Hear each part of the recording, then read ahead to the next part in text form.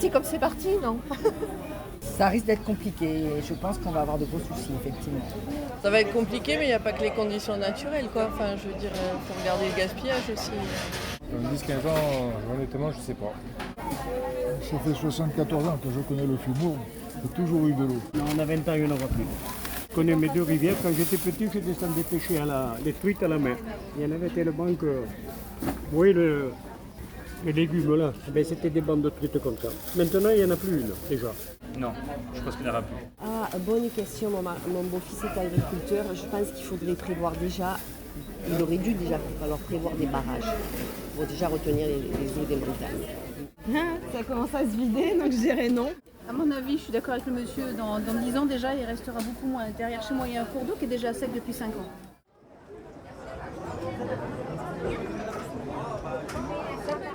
C'est essentiel.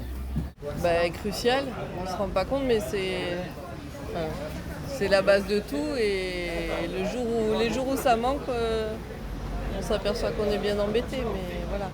Ça a une place importante, puisqu'il faut produire. Donc, après, la gestion de l'eau, il faut s'adapter. Il faut anticiper un peu la saison. Quand j'étais jeune, on ne savait pas que la mer existait. On se baignait que dans les rivières. L'eau de partout, c'est vital. Sur notre planète, si on n'a pas d'eau, pour les agriculteurs, pour tout le monde. Chaque fois que j'ouvre le robinet, je pense à mes petits-enfants qui auront de l'eau douce. Un regard sur l'eau peut-être plus économe et plus écologique pour que chacun puisse en profiter le plus longtemps possible. C'est important parce que ça fait partie de la nature en fait. Et sans l'eau,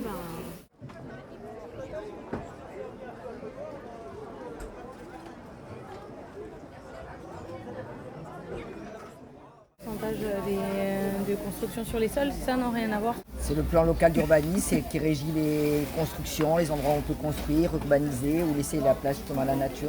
C'est un document d'urbanisme, un document d'avenir. PLU, j'ai entendu parler sur le plan d'occupation du sol. Une histoire politique. PLU, ça va être la zone de construction qui va être établie. Permet aux gens de pouvoir construire ou pas en fonction des besoins des communes, des agriculteurs, etc.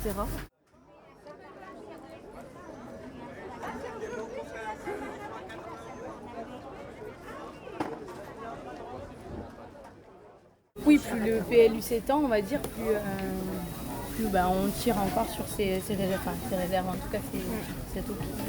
C'est évident, il faut que là les autorités doivent tout organiser pour économiser l'eau, peut-être réglementer l'utilisation des piscines, des choses comme ça, parce que tout le monde construit sa piscine, tout le monde, on laisse faire les particuliers font des pelouses alors que c'est pas du tout adapté à nos climats. Donc il va falloir à un moment réglementer tout ça. Indirectement oui, mais j'ai du mal à voir concrètement de ce que je sais du PLU. Ponctuellement sur la période estivale, c'est vrai qu'il peut y avoir quelques soucis. Et bien sûr, à condition de faire attention à ce qu'on en fait de l'eau. Je vais vous donner un exemple. Il y a certains qui arrosent en plein jour. À midi, à 14h, à 15h. Pourquoi ils n'arroseraient pas la nuit? Je pense qu'il faut stocker beaucoup plus. Il faudrait faire du stockage, des barrages en plus, ne pas laisser le peu de neige qu'il y a repartir à la mer, etc. etc. Ça éviterait d'avoir des zones inondables, ça éviterait de perdre de l'eau inutilement. Ah oui, ça serait parfait. Oui, je pense à partir du moment où il y a des plans, il y a une organisation, on va dire, et que tout le monde s'y tient, je pense qu'à un moment donné, il peut y avoir un impact, comme sur l'écologie ou tout. Plus on construit, moins on a de possibilités d'avoir de ruissellement sur les terrains. Un truc simple qui serait faisable, c'est obliger une nouvelle construction à s'occuper de récupérateurs d'eau. Il y a plein de possibilités qui sont faisables.